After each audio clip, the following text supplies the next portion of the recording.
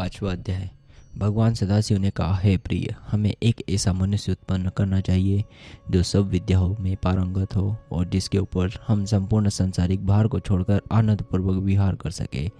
भगवान शूलपाणि के मुख से निकले हुए इन शब्दों को सुनकर भगवती जगदम्बादी ने अपनी बाई ओर से देखा तो उनकी इच्छा से तुरंत ही एक मनुष्य की उत्पत्ति हो गई।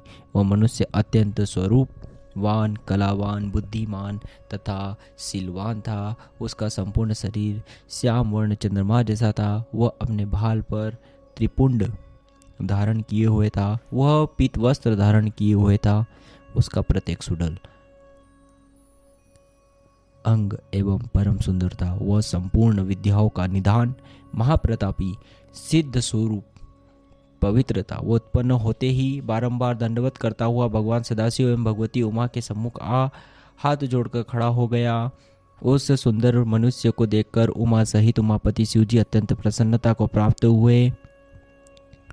वह भी इन दोनों को देखकर बहुत हर्षित हुआ।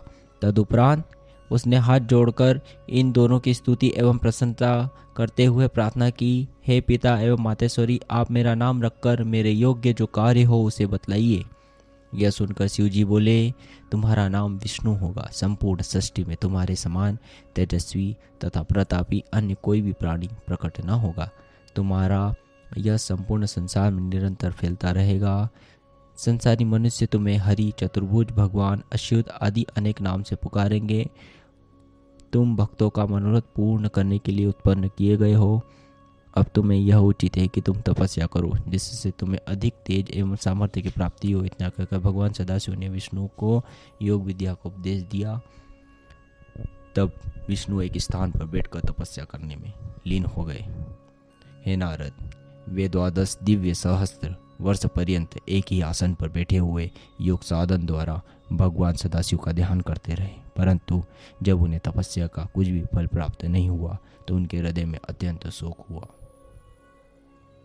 उसी समय जिस प्रकार वर्षा में बादल गरजते हैं, ठीक उसी प्रकार का आकाशवाणी हुई, हे विष्णु, तुम मन लगाकर फिर से तप करो, क्योंकि हम सुगमता से किसी को दिखाई नहीं देते। इस आकाशवाणी को सुनकर उन्होंने पुनः अत्यंत कठिन तप करना प्रारंभ किया।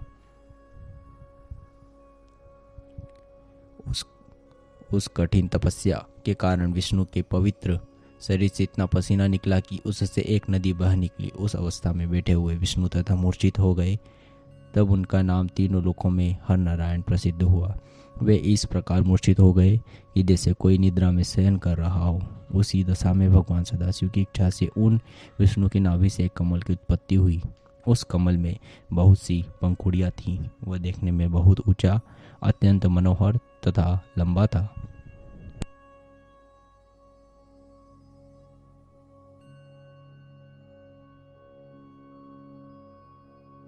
ब्रह्मा जी बोले, हे नारद, विष्णु को उत्पन्न करने के पश्चात भगवान सदाशिव ने मुझे अपनी दाहिनी भुजा से उत्पन्न किया और उसी कमल में बैठा दिया। मेरा रंग लाल था। मेरे 4 मस्तक थे और चारों दिशाओं की ओर खुल रहे थे। मेरे अन्य सभी अंग विष्णु के समान ही थे। मैं भी अत्यंत सामर्थ्यवान एवं तेजस्वी था। उसी समय मैंने यह आकाशवाणी सुनी, हे पुत्र, तुम्हारे अज, ब्रह्मा, दाता, विधाता, प्रजेश, परमेष्टि, बहुगर्भ आदि अनेक नाम होंगे। परंतु मैं उस समय यह नहीं जान सका कि मुझे उत्पन्न करने वाला कौन है। हे नारद, भगवान सदाशिव की माया तीनों भुवनों को घेरे हुए है। वे जो चाहते हैं वही होता है। अस्तु, जब मैं यह नहीं जान सका कि मैं किसके द्वारा उत्पन्न हुआ हूँ और किसका पुत्र हूँ तथा उस कमल के पुष्प की जड़ कहाँ है, तब मैंने अपने मन में यह विचार किया कि जिसके मूल से यह कमल का पुष्प उत्पन्न हुआ वही मेरा पिता होगा। ऐसा निश्चय करके उस कमल की जड़ को जन्म देने वाले अपने पिता का पता लगाने के लिए मैं उस कमल की डंडी के मार्ग से उस जल के भीतर जा पहुंचा, जिससे होकर वह कमलनाल ऊपर को निकली हुई थी। यद्यपि मैं उस कमलनाल के सहारे सैकड़ों कोसों तक पानी के भीतर चला गया, परंतु मुझे उसके उद्गम स्थान का कोई भी पता नहीं चल सका। तब मैं निरंतर 100 वर्षों तक प्रयत्न करने के बाद निराश हो जाने के शोक से व्याकुल होकर उसी स्थान पर पुनः लौट आया जहां से नीचे की ओर गया था। जब मैं पुनः वापस लौट कर आया तो यह देखकर मैंने आश्चर्य की सीमा नहीं रह गई कि वह कमल पुष्प कहीं भी नहीं दिखाई देता था जिस पर मैं बैठा हुआ था। इस अद्भुत दृश्य को देखकर मुझे अत्यंत चिंता हुई। तब मैंने इस संपूर्ण सृष्टि के स्वामी से अपनी रक्षा करने की प्रार्थना की। हे नारद, उस समय मुझे चिंतायुक्त देखकर आकाशवाणी हुई जिसके द्वारा 2 अक्षर प्रकट हुए। उन अक्षरों के सहारे 16 तथा 21 अक्षरों का और ज्ञान हुआ जिनसे मैं बहुत सी बातों को जान सका। ठीक उसी समय भगवान सदाशिव की इच्छा से उस जल में अचेत होकर पड़े हुए विष्णु सचेत होकर मेरे समीप आए। वे रत्न जड़ित किरीट आदि को धारण किए हुए थे। उनके शरीर का रंग मेघ के समान श्यामल था। उनके इस मनोहारी प्रकाशवान स्वरूप को देखकर मैं आश्चर्यचकित रह गया। इतनी कथा सुनाकर ब्रह्मा जी ने, हे नारद, इसमें किसी प्रकार का संदेह नहीं करना चाहिए क्योंकि भगवान सदाशिव जो चाहते हैं वही होता है। अस्तु, मैंने विष्णु के स्वरूप को देखकर पूछा, आप कौन हैं? विष्णु ने उत्तर दिया, हे ब्राह्मण, हम ब्रह्म, अलख, निरंजन, हरि, भूपति, निर्विकार, अचिंतन्य तथा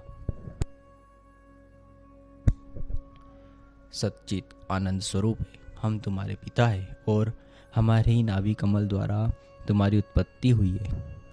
अब तुम निर्भय हो जाओ क्योंकि हम तुम्हारे रक्षक हैं। तुम्हारे ऊपर हमारे समान अथवा हमसे ऊपर उत्तम कोई नहीं है। हम ही सबके स्वामी हैं नारद। विष्णु ने यह बात अज्ञान अवस्था में ही कही थी कि हम उत्तम हैं और हम ब्रह्म हैं क्योंकि वे उस समय शिव जी की माया से अचेत थे। भला इस संसार में ऐसा कौन है जिसे भगवान सदाशिव की माया भुलावे में नहीं डालती? हे नारद, विष्णु के मुख से यह वचन सुनकर मुझे अत्यंत क्रोध आया। तब मैंने उनसे कहा, हे विष्णु, तुम ऐसी असत्य बात मत कहो और केवल भाव का निश्चय रखो। यदि तुम हमें उत्पन्न करने वाले होते तो वेद हमें ब्रह्मा, पितामह, विधाता, परमेष्टि आदि नामों से नहीं पुकारते। हम स्वयं ही तीनों गुणों को धारण करके संपूर्ण सृष्टि को उत्पन्न करने वाले हैं। अतः तुम्हें हमारे प्रति ऐसे शब्द नहीं कहने चाहिए। मेरी बात सुनकर विष्णु बोले, हे ब्रह्मा, तुम्हें ऐसे अज्ञान में पड़ना उचित नहीं है। इस सृष्टि को उत्पन्न करने वाले तुम नहीं हो बल्कि हम हैं। हम ही सब जीवों को उत्पन्न करके उनका पालन करते हैं और प्रलय काल में सबको नष्ट कर देते हैं। हमारे हरि, ईश, अच्युत आदि सर्वोत्तम नाम हैं। हमारी माया के वशीभूत होकर सब लोग अपना ज्ञान भुला बैठे हैं। इसलिए तुम भी ऐसा कह रहे हो। इसमें तुम्हारा कोई दोष नहीं है। यह संपूर्ण संसार हमारे द्वारा ही उत्पन्न हुआ है और हमारे अधीन बना रहता है। हमने वेदों को बनाया है और तुम्हें नाभि कमल द्वारा उत्पन्न किया है। हमसे अधिक श्रेष्ठ अन्य कोई नहीं है।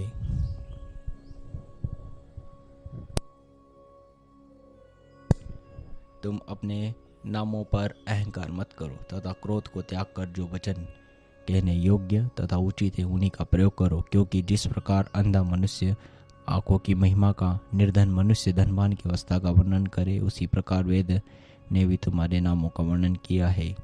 यदि तुम हमारा पूजन करोगे तो वह शुभ होगा, अन्यथा हम तुम्हें अपनी शक्ति द्वारा नष्ट कर देंगे।